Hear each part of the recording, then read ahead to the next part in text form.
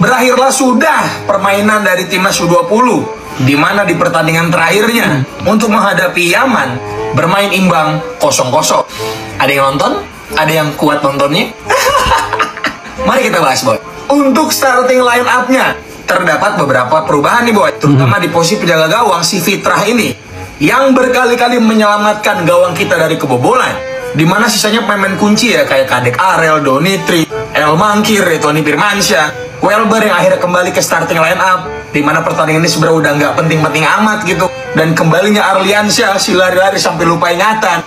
Di mana secara permainan nggak ada perubahan yang signifikan amat.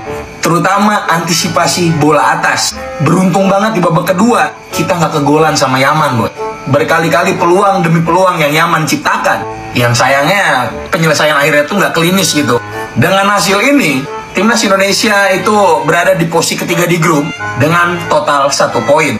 Kebobolan 6 gol dan hanya mencetak 1 gol. Pasti abis ini bakal ada yang ngomong kayak begini, Boy.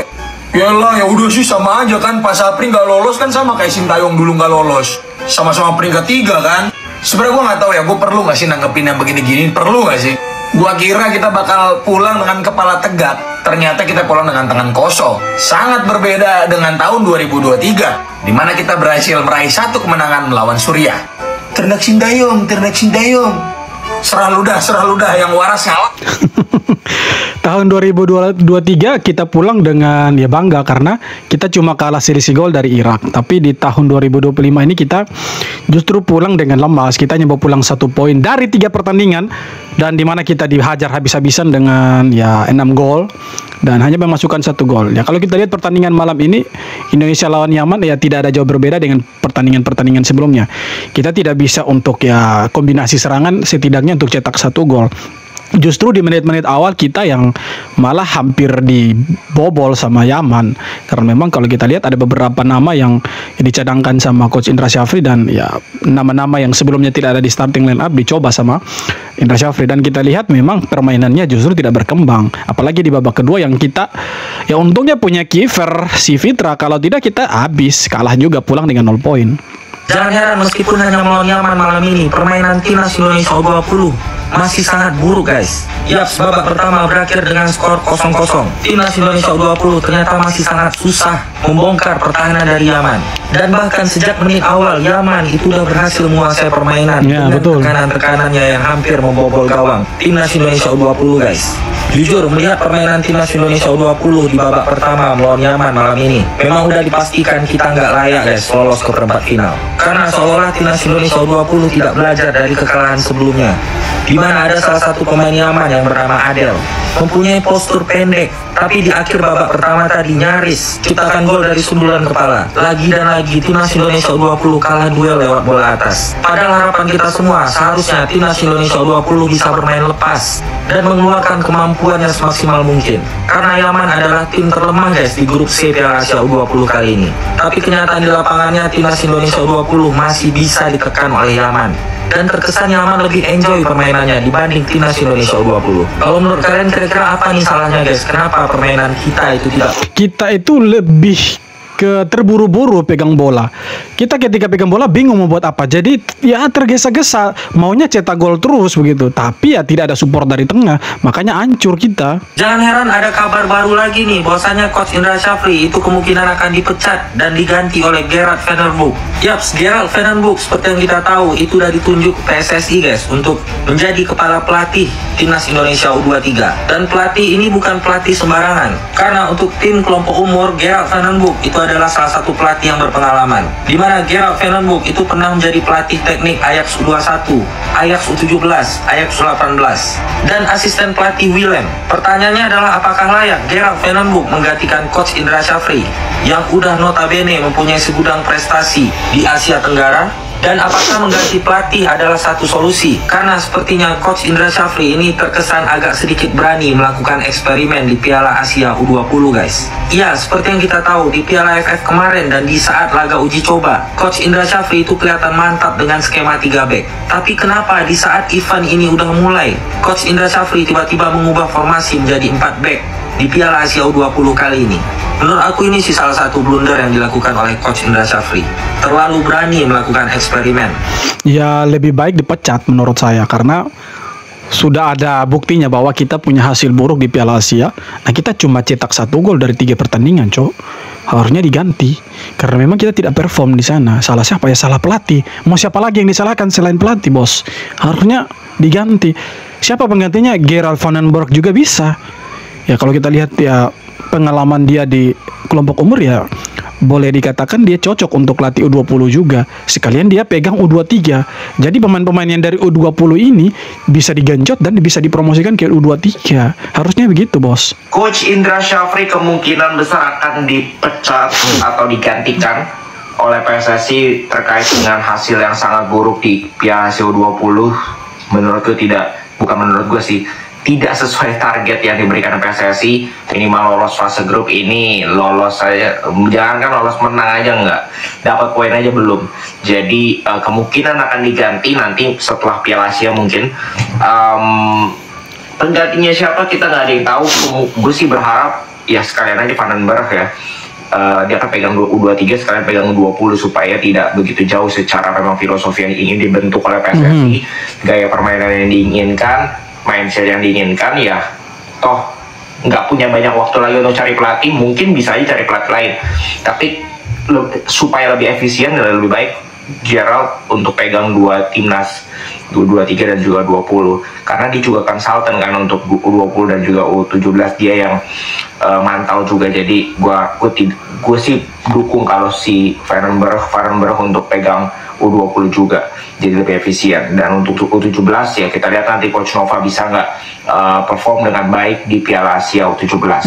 Oke, Coach Indra bukan coach jelek, dia sudah membuktikan bahwa dengan usia mudanya di juara SEA Games, di juara AFF dan sebagainya kelompok usia.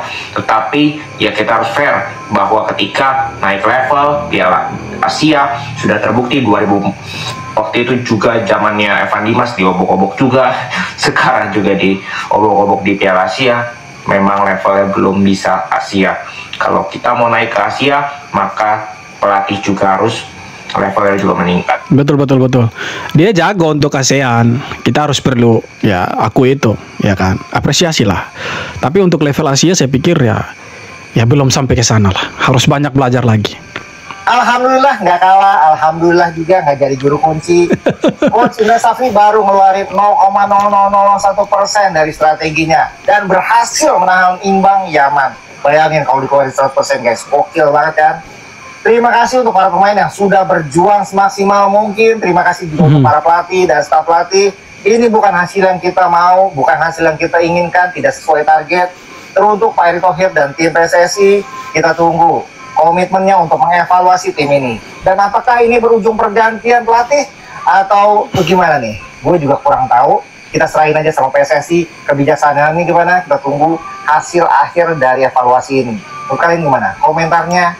Ya harusnya diganti karena ya seperti yang sudah saya bilang dari sebelum-sebelumnya, ini U20 tidak perform dan harus diganti ya. Kita menunggu juga apakah PSSI berani untuk mengganti Indra Syafri atau tidak, atau ya PSSI punya standar ganda. Di satu sisi mereka kasih target ke pelatih lain dan ketika belum sampai diganti, dan sekarang sudah terbukti bahwa target itu tidak sampai untuk ke semifinal dan cita-citanya untuk bermain di Piala Dunia U20 di Chile itu kan tidak tercapai. Harusnya diganti karena memang ya performnya jelek begitu, tidak perform mereka di sana. Jangankan untuk lolos, ya menang saja tidak kan begitu. Kemungkinan besar kan Coach Syafri bakal dipecat nih boy ya. Bakal diganti. What if, bagaimana jika ternyata Doi bukan dipecat, melainkan ditunjuk sebagai Dirtek Timnas Indonesia. Dan yang akan meneruskan legasinya Coach Syafri di U20 adalah Bima Sakti. What if nih ya. Faktanya akhir bulan ini PSSI akan mengumumkan Dirtek baru yang sampai detik ini masih belum ada clue siapa yang akan mengisi posisi tersebut. Apakah akan orang dari Belanda lagi? Gua nggak tahu. Coba lu bayangkan ya. Tapi kalau Indra Syafri ke Dirtek saya pikir tidak mungkin. Ya bisa jadi Gerald van den Berg yang akan pegang U20 juga.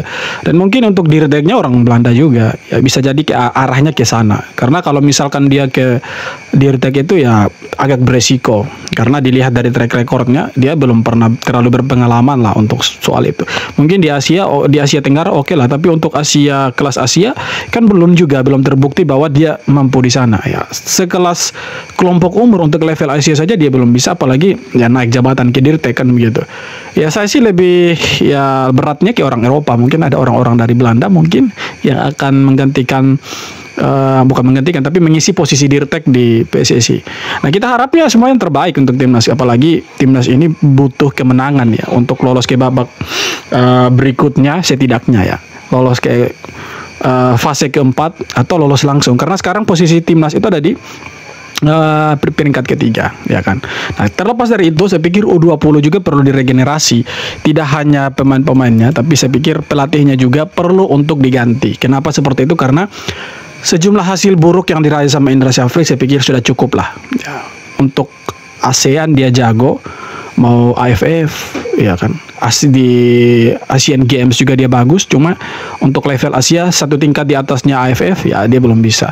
Terbukti dari 3 pertandingan kita memasukkan 1 gol dan kemasukan 6 gol, dan lawan Yaman yang harusnya kita menang kita tidak mampu untuk menang ya. Lawan Yaman tadi saya pikir permainan kita tidak terlalu bagus ya, tidak perlu banyak yang harus dibahas dan direview karena secara permainan memang mereka main jelek ya, biasa-biasa saja ya, cenderung sama dengan permainan ketika lawan Iran dan Uzbekistan. Masih mengandalkan posisi flank dan ketika dapat bola itu langsung ke depan, dan ya itu tidak efisien sama sekali, dan memang kita terbukti kita gagal memanfaatkan peluang. Dan saya pikir salah satu pemain yang paling bagus malam ini itu salah satunya Kiefer dan Marcelinus Amawola yang ya saya pikir orang ini ya harus dipromosikan lah. Ya selain dia bermain di Spanyol, ya ilmunya dia juga mungkin lebih bagus di sana. Tetapi permainannya dia malam ini perlu diapresiasi. Ya walaupun dia diganti di babak kedua, tapi menurut saya sejauh ini dialah paling bagus untuk posisi di depan. Dan ya kita tidak terlalu banyak ya, kreasi serangan itu agak kurang. Dan ya kita tidak perlu bicara banyak lah karena memang ya strateginya itu saja. Kemudian untuk Yaman ini mereka sebenarnya untuk kelasnya di Timur Tengah itu mereka tier B, tier 2. Jadi sama seperti Uzbekistan lah. Mungkin Uzbekistan lebih satu tingkat di atas mereka. Tapi kalau untuk tier A tidak bisa dibilang seperti itu juga. Tidak bisa dibilang tier A. Cuma herannya kita tidak bisa kasih kalah mereka. Justru di awal-awal babak pertama, baru menit ke-4 atau 5, kita hampir dibobol. Cuma strikernya Yaman itu bapuk semua. Jadi kita ya beruntung lah. Mereka tidak sampai cetak gol ke gawang kita. Dan kita punya si Fitrite Kiefer ini yang bagus menurut saya. Dan kita punya depan juga ya gagal untuk cetak gol, di mana kita tengahnya tidak berfungsi sama sekali, di mana kita lebih memanfaatkan giring bola sampai ke daerah lawan lalu bingung mau bikin apa, dan ya lagi-lagi dipotong sama Yaman. Dan Yaman kita lihat justru mereka bermain lebih bagus, lebih tenang, lebih percaya diri ketimbang pemain-pemain kita yang cara bermainnya itu ya tidak jelas. Jam lebih tergesa-gesa, terburu-buru.